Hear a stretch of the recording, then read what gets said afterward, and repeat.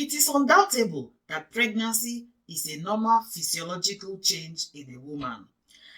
However, because of all of these changes and based on the health status of a woman is usually at higher risk of developing certain special conditions or medical conditions. And one of them is blood clots in pregnancy, which medically is called deep vein thrombosis. Hello and welcome once again aboard JulieCity. How are you keeping? I hope you're keeping well and safe. As usual, I'm always excited to be here, and I'm glad you are here. Thank you so much for clicking to watch today's video. You're highly appreciated. So in today's video, we're going to be discussing blood clots in pregnancy. This is in line with our pregnancy care series that we've been treating for quite a few videos now. If this is your first time of realizing that or of coming in contact with this channel, I have other videos I've treated on the pregnancy care series. I will leave their link at the end of this video on the end screen or on the cards that will be popping up at the end of the video as well. So you can do well to catch up on them and be fully updated. I'll also ask a favor that if you find this video useful, you should give it a thumbs up. It does help promote the videos and allow the algorithm to send these videos to others who will benefit from it. Also, if you've not subscribed, then do well to click on the subscribe button and the notification bell and be part of this health conscious community. Now, blood clots in pregnancy. For this video, I'm going to be dealing with the deep vein thrombosis and also the pulmonary embolism. So I'll advise you to grab yourself a drink, chill, and let's get started. Deep vein thrombosis, or what we abbreviate as DVT, is actually a very serious condition that can be life-threatening. It is when a blood clot forms, especially on the calf, that is on the legs, behind the legs, which can portray itself as pain, swelling, redness, or even heat or warmth on the back of the legs or the calf, the thigh, or even the pelvis area. And so it's not unusual that when a woman goes to see her midwife or a pregnancy doctor known as the obstetrician, you are asked, are you having any pain, any concerns in your legs? That is because we are trying to make sure that there's no deep vein thrombosis concerns or blood clot concerns around the legs. It's important that you declare or seek the advice of your midwife, your doctor, or obstetrician if you are experiencing any of these symptoms I've mentioned. Now let's look at pulmonary embolism, a sibling of DVT.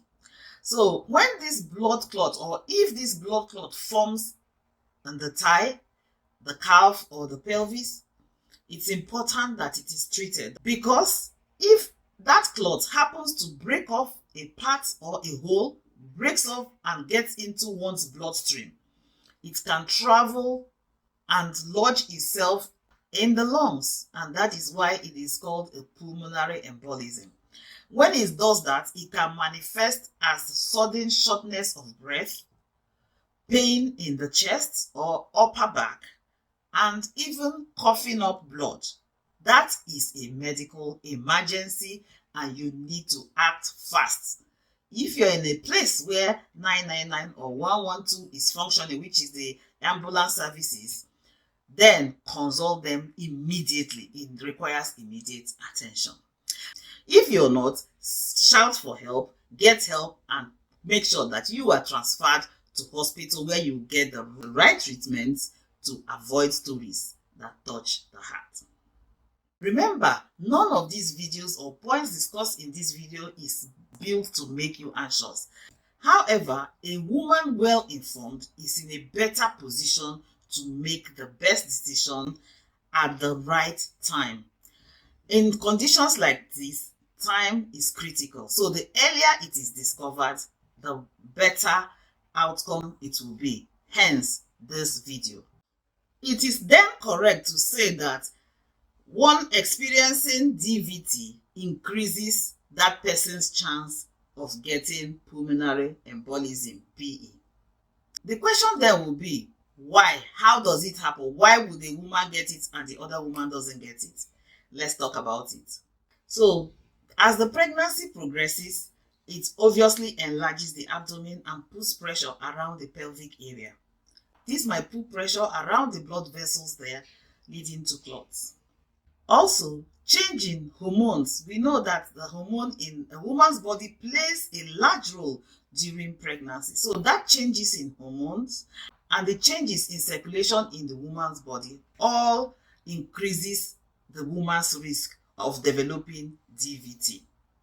Again, as the pregnancy commences and hormones begin to act in different ways and circulation begins to act different from the normal or unpregnant person's body, the woman begins to experience symptoms of pregnancy, something like nausea and vomiting, which in turn keeps the woman away from the ability to hydrate effectively. That is, drink water and eat properly because she's feeling continuous nausea and vomit.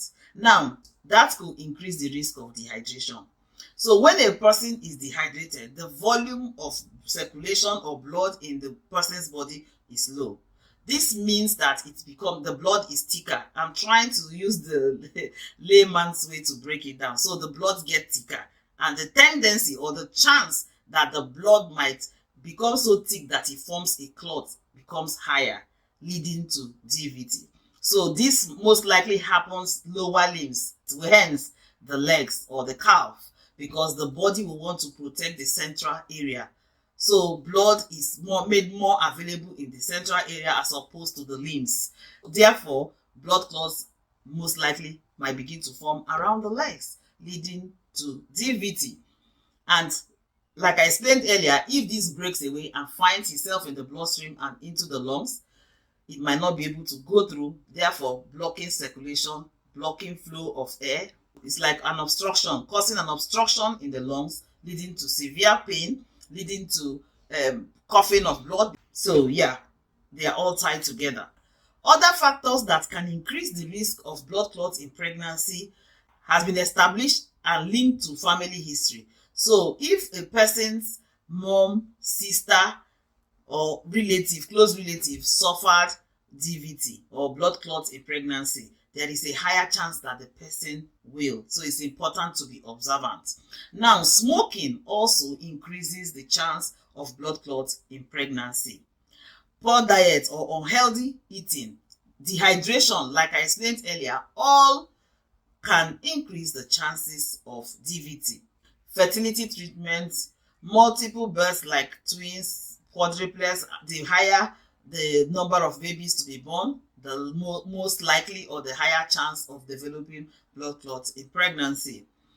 Overweight, certain medications or medical conditions or things like autoimmune diseases, they all can increase the risk of blood clots in pregnancy. So, if you're suffering from any medical condition, do well to consult your midwife, consult your doctor. Make sure you take seriously prenatal care, antenatal care, and get yourself informed. Just as you're watching this video, kudos. If you're pregnant or you're preparing to be pregnant and you're watching this to get informed, then you are one step ahead. All of this will equip the person to be able to make the right decision at the right time and to seek help when help is urgently required. It is not a doom and gloom situation here. Like I said, I don't want you to panic. Knowledge is power. And as we acquire this knowledge, we're in a better position to live above all of these conditions. So what can we do to reduce the risk of blood clots in pregnancy? 1, staying active. Now, when I mean staying active, I'm not talking about going overboard as a pregnant person to get into heavy or strenuous exercises. No. But sedentary lifestyle, as in staying in one place and just eating and lying down alone and sleeping, increases one's chances of blood clots in pregnancy. So staying active, moving around, gentle walks, gentle exercises, nothing new, nothing strenuous, but keep moving. Walks are a great way to stay active. For a smoker, Giving up smoking, especially during pregnancy, is the best gift you can give to yourself and your unborn child. Healthy lifestyle, healthy eating. It's not about drastic dieting. No, just making the right options as much as possible. Remember, if you're experiencing one or more of these symptoms, please stop watching. Seek the advice of your midwife and your doctor or your doctor fast. I hope you have found this video useful and informative, and if you have, I'll remind you again to please give this video a like, leave your comments, make your suggestions, ask your questions. I'm always open and willing, and I love to hear from you in the comment section. If you have not subscribed, do well to click on that subscribe button and the notification bell. That way you don't miss a thing when I upload. You're first to know. Till I see you next time, don't forget, your health is your wealth. Remember to click on those videos that are popping up so you can be well informed and catch up with some of the previous videos I've shared. Bye-bye.